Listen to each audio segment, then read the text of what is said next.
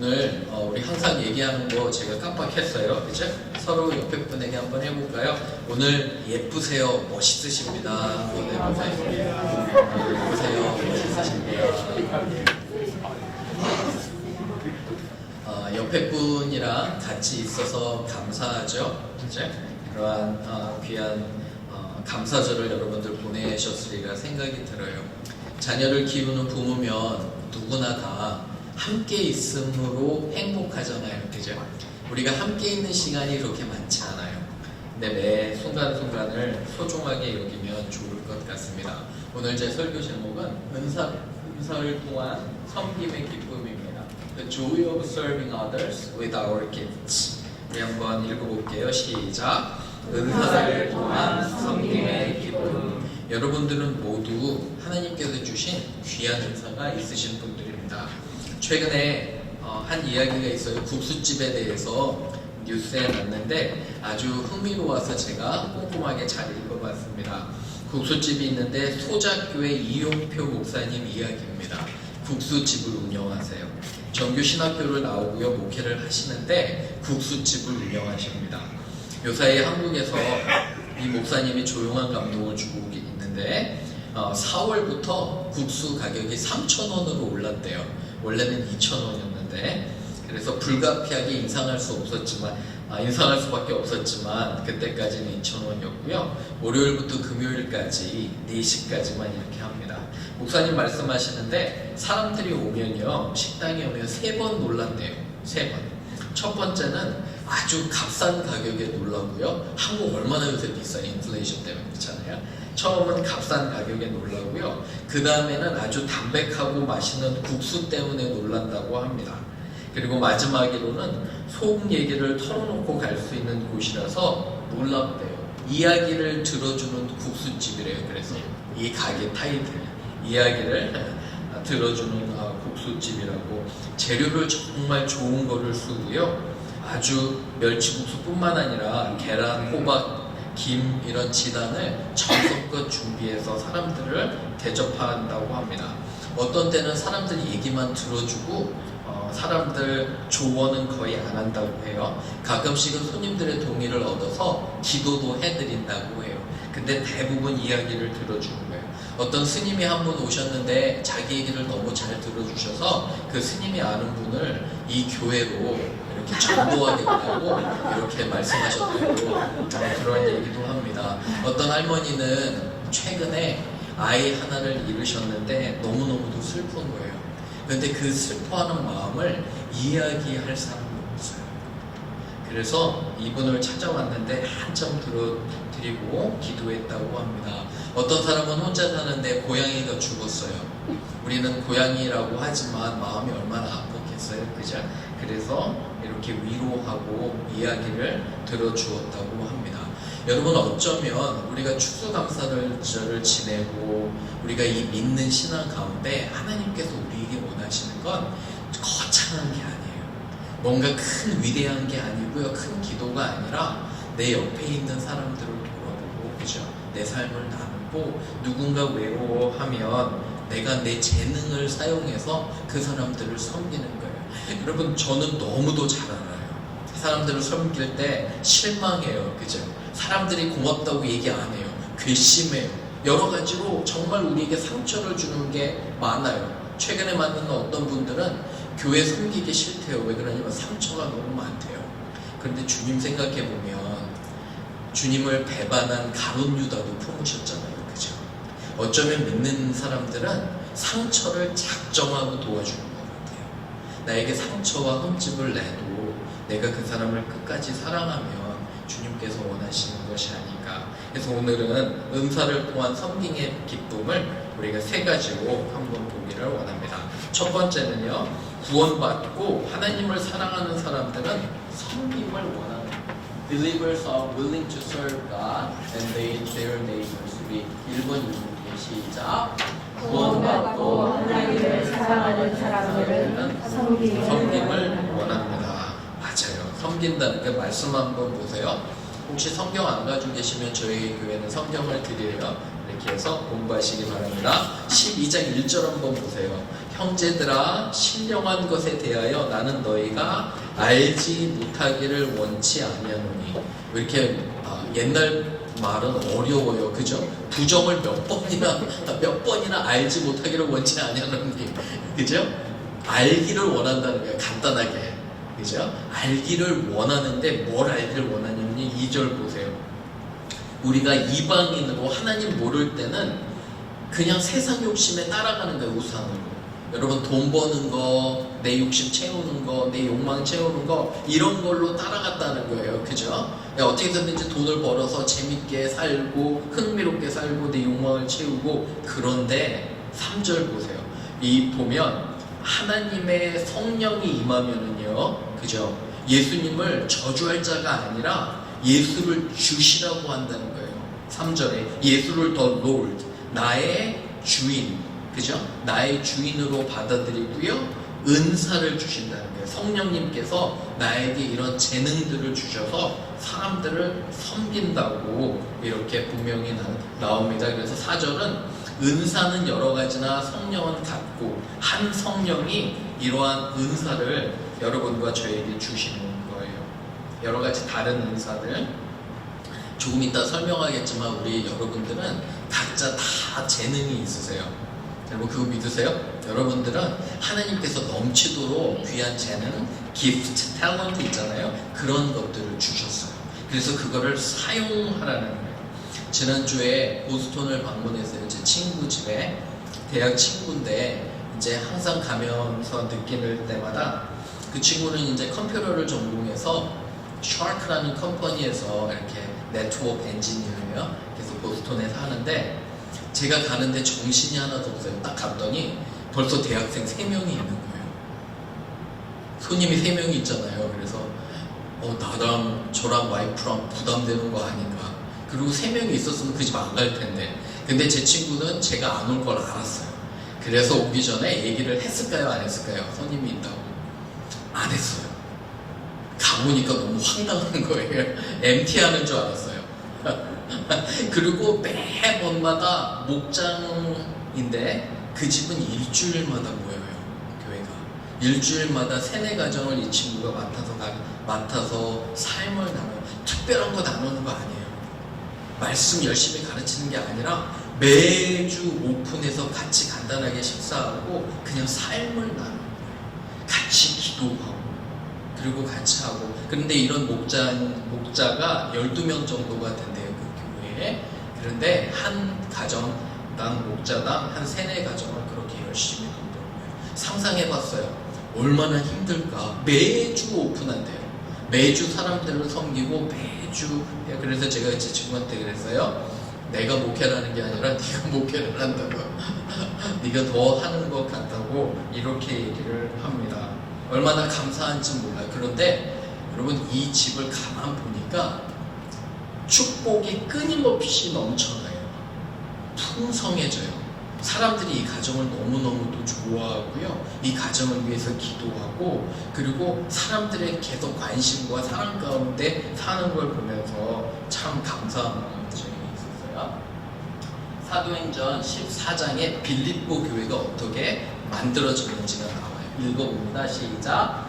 그 밤 그 시각에 간수가 그들을 데려다가 그 맡은 자리를 씻어주고 자기와 그 온 가족이 다 침례를 받은 후 그들을 데리고 자기 집에 올라가서 음식을 차려주고 그와 온 집안이 하나님을 믿음으로 크게 기뻐하니라. 아멘. 여기 보시면 간수, 그죠? 감옥을 관리하는 간수인데 무슨 일이 있었냐면 바울과 그의 동료가 선교행을 하다가 복음 전한다고 잡혔어요. 감옥에 들어갔는데 감옥에 지진이 있어서 기적이 일어나고 모두가 다 도망가는데 바울과 그의 동료는 도망가지 않았어요.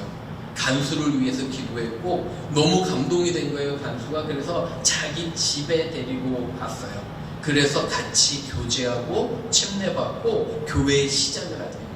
루디아라는 사람 알 거예요. 제가 읽어볼게요. 2사람이 옥에서 나와 바울과 그의 동료 신라가 옥에서 나와 루디아의 집에 들어가서 형제들을 만나보고 위로하고 가니라. 루디아 자주장사와 간수를 통해서 엄청난 교회가 시작이 되는 거예요. 부흥의 역사가 시작이 되는 거예요. 어쩌면 저와 여러분의 이웃을 전도하고 이웃을 사랑하고 따뜻하게 해주는 거 있잖아요. 그게 부흥의 시작인지도 몰라요. 여러분들의 재능을 사용하시는 우리가 되기를 주님의 이름으로 축원합니다. 두 번째 갑니다. 그러면 은사를 본격적으로 한번 살펴볼게요. 우리가 가진 은사를 발견하고 열심히 섬겨야 돼요. We should find our gifts and use them for serving God and our neighbors. 2번 이부입니다. 시작. 우리가 가진 은사를 발견하고 열심히 섬겨야 합니다. 4절 보세요. 직분은 같은데 하나님은 한 분인데요. 6절 보시면 모든 것을 이루시는 하나님은 같은데 각 사람에게 성령이 나타내심은 사람들을 유익하게 하려는 거예요. 나를 유익하는 게 아니라 다른 사람을. 8절 보세요. 본격적으로 성령으로 말미암아 지혜의 말씀을 누가 주셨대요. 조언 잘하는 분 계시죠? 그죠? 지혜롭게 조언 잘하시는 분. 그 다음에는 어떤 사람에게는 성령을 따라 지식의 말씀은 지식을 잘 전달하는 사람, 교수들이 될 수 있어요. 선생님들이 될 수 있고요. 9절에 보면 어떤 사람에게는 믿음을 허락하셨어요. 그런 분 보셨어요? 혹시 주위에? 별로 걱정 안 해요. 하나님께 맡기면 되지. 격려가 되게 많이 되잖아요. 이런 분이 있어요. 그죠? 이런 분이 있어서 제가 격려가 되고, 어떤 사람에게는 병 고치는 은사인데 여기는 막 그런 기적보다도 의수를 통해서도 하나님께서 역사하시는 거예요. 그죠? 어떤 사람에게는 능력 행함을 강해요.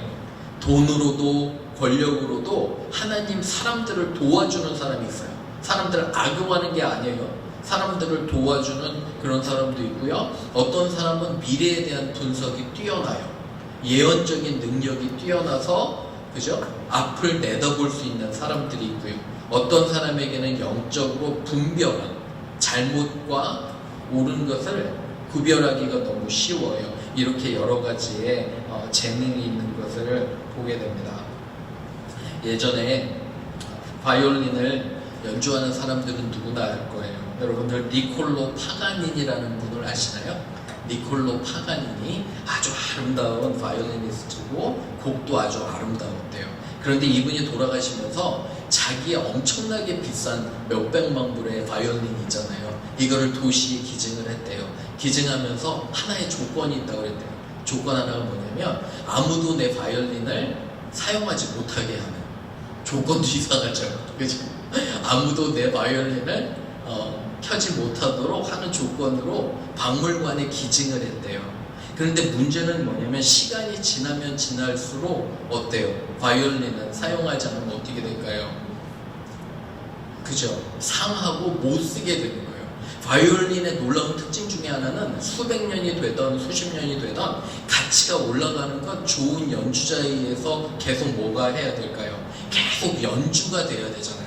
그러면 가치가 점점 더 올라갔을 텐데 이 바이올린이 어디 있어요? 그냥 박물관에 있으니까 아무도 쓰지 못하게 되는 거예요. 저는 제일 하나님 앞에서 안타까운 것이 여러분 사단이 우리를 아무것도 못하게 해요. 그냥 바쁘게 하는 거예요. 삶으로. 그러면서 내 재능을 아무도 쓰지 못해요. 여러분들의 재능이 만약에 바이올린이라고 생각해 보세요. 니콜로 파가니니의 아름다운 바이올린을 하나님께서 여러분 주셨는데 내도록 어디다 감춰놓고 있어요. 그죠?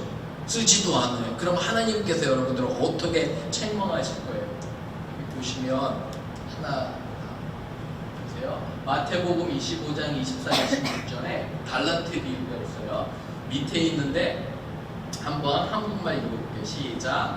한 달란트를 받았던 자는 와서 이르되 주인이여 당신은 굳은 사람이라 심지 않은 데서 얻고 해치지 않은 데서 모으는 줄을 내가 알았으므로 두려워하여 내가 당신의 달란트를 땅에 감추어 두었사옵나이다.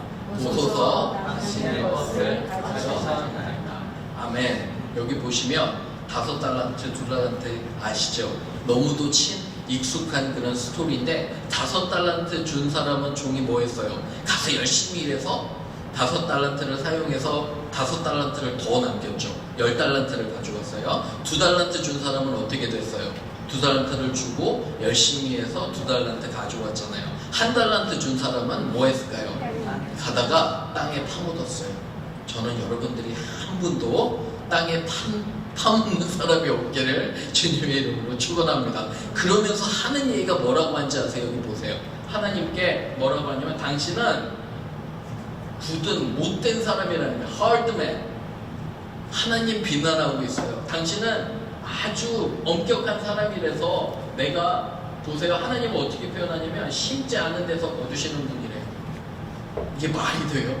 하나님한테? 그리고 해치지 않는 데서 모으는 줄 알았으므로 두려워하여 내가 달란트를 땅에 감추어 두었었나이다. 땅에 묻었다가 빼서 갖고 온 거예요. 하나님 뭐라고 책망하셨냐면 주인이 대답해 이르되 악하고 게으른 종아 나는 쉽지 않은 데서 모두고 해치지 않은 데서 모으는 줄로 내가 알았느냐 오해라는 거예요. 노력이 있고 섬김이 있고 헌신이 있고 여러분 5달란트 받아도요 나가서 그거 다 쓰고 와도 괜찮아요. 하나님은 그 포인트가 뭐냐면 여러분들에게 많은 달란트 주셨는데 사람들을 다 위해서 나는 아무것도 못 벌었어요. 괜찮아요. 전혀 괜찮아요. 하나님 오히려 기뻐하실 거예요. 문제는 뭐냐면 하나님께서 주신 귀한 달란트를 내 욕심만 채우는 데 쓰는 거예요. 하나님 여러분에게 주신 여러분 미국 보면 얼마나 풍요로워요. 그런 거 안 느끼세요? 정말 먹을 것도 무궁무진하고요. 정말 풍요로워요. 하나님께서 풍요로움을 주시는 건 그 우리가 지난주에 나누었던 몇몇 안 되는 가난한 청교도의 신앙으로 우리가 이렇게 됐는데 우리는 재산과 모든 것들을 나만을 위해서 사용하고 있어요. 얼마나 안타까울지 몰라요. 그죠? 내가 한 것을 나누어야 돼요. 사랑하고 섬기고 열심히 쓰면 하나님께서 착하고 충성된 종이라고 하는데 마치 니콜로 파가니니의 바이올린처럼 아무도 쓰지 않으면 그게 붙여서 그냥 하늘나라 갈 때 하나님께 우리가 책만 듣는 줄로 믿습니다. 아멘. 여러분께 하나님께서 주신 재능을 사용하시는 우리가 되기를 주님의 이름으로 축원합니다. 세 번째, 그래서 결과는 뭐냐면요. 섬김을 통해 우리는 풍성하고 행복한 삶을 경험합니다. 3번 읽고 시작. 섬김을 통해 우리는 풍성하고 행복한 삶을 경험합니다. 11절 한번 보세요. 이 모든 일은 한 성령이 행하사 그의 뜻대로 여러분 각 사람에게 나누어 주신 은사가 있는 거예요. 그죠? 그 은사를 쓰면 풍성하고 하나님의 축복이 하나님의 순종하면 하나님의 축복이 있음을 알게 됩니다. 마태복음 6장 31절 제가 읽어볼게요. 그러므로 염려하여 이르기를 무엇을 먹을까 무엇을 마실까 무엇을 입을까 하지 말라. 이는 다 이방인들이 구하는 것이라. 너희 하늘 아버지께서 이 모든 것이 너희에게 있어야 할 줄을 아신다는 거예요. 하나님이. 그런즉 너희는 먼저 그의 나라와 그의 의를 구하라. 그리하면 이 모든 것을 너희에게 더하시리라. So do not worry saying what shall we eat, what shall we drink, or what shall we wear? For the pagans run after all these things. Your heavenly Father knows that you need them. But seek first His kingdom and His righteousness. 그의 나라와 보이시죠? 그의 나라와 그의 righteousness, 의를 구하라는 거예요. 그러면 all these things, 모든 것이 여러분들에게 더하신다고 하나님께서 약속하신 거예요. 여러분과 제가 문제가 생기잖아요. 사실은. 그러면 우리는 문제를 위해 기도하잖아요. 하나님 이 문제 해결해 주세요. 그런데 여러분 문제 해결의 방법이 있어요. 뭔지 아세요? 사람들을 먼저 돕는 거예요. 사람들을 먼저 돕고 사랑하면 그 문제가 해결이 돼요. 무슨 말이냐면 제가 이렇게 사람들을 돕고 사랑할 때 사람들이 저에게 기가 막힌 아이디어를 주고 어느 때는 정말 제가 고민이 돼서 기도하고 했는데 어떻게 할까 모르는데 한두 사람을 만나서 저는 그 사람들을 도와드리려고 했는데 그분들이 저에게 지혜를 주신 거예요. 그래서 문제가 너무도 해결이 돼요. 놀라운 은혜를 경험해야 돼요. 말씀을 이렇게 이제 마치면서 다시 한번 제 친구 이야기를 하면 이 친구를 제가 가만히 지켜봤어요. 삶이 왜 그렇게 행복하고 풍성할까 봤더니 결국은 섬김이에요. 결국은 끊이지 않는 그런 사람들의 관심과, 그리고 여러분 제일 행복한 게 어디서 온지 아세요? 제일 행복한 건 어디서 올까요? 관계에서 오는 거예요. 한번 잘 생각해 보세요. 맞죠? 내가 행복한, 여러분들이 만약에 행복하다면 누가 있어서 행복해요? 내 주위에 나를 사랑하는 사람들이 있어서 행복하잖아요. 저는 행복한 사람이에요. 왜 그러냐면 여러분들이 있기 때문에. 아멘인가요? 아멘인가요? 그죠? 저는 행복한 사람이에요. 왜 그러냐면 여러분들이 있기 때문에 저는 행복해요. 우리 청년들이 있기 때문에 저는 행복해요. 왜요? 우리 아이들이 있기 때문에. 제가 먼저 여러분들을 섬길 때 하나님께서 저의 삶을 책임져 주실까요? 안 주실까요? 오늘 한번 아침 보세요. 꽤 근사하잖아요, 제가? 그런가요? 아니면 영 아닌가요? 꽤 근사해요. 왜 그러냐면 여러분, 제 근사함이 여러분을 통해서 나와요. 여러분들이 제가 하나님께 드리는 사랑의 편지예요. 제가 제 역할을 하고 여러분 한 분 한 분을 위해서 기도하고 여러분들을 영적으로 도와드릴 때 하나님께서는 저를 축복하시리라 믿어요. 그죠? 그게 어떤 재미인지. 사랑하는 여러분 결단하셔야 돼요. 니콜로 파가니니의 그 좋은 바이올린을 썩히는 여러분들이 되실지, 아니면 충성되고 하나님을 사랑하는 그런 하나님의 사람이 될지, 여러분들의 재능을 사용하셔서 사람들을 섬기는 저와 여러분 되기를 주님의 이름으로 축원합니다. 아멘. 우리 같이 잠깐 기도할게요. 기도할 때 한번 내 자신을 돌아보기 원합니다. 하나님 아버지, 나는 나의 재능을 다른 사람을 위해서 쓰고 가족과 이웃을 섬기는 데 썼는지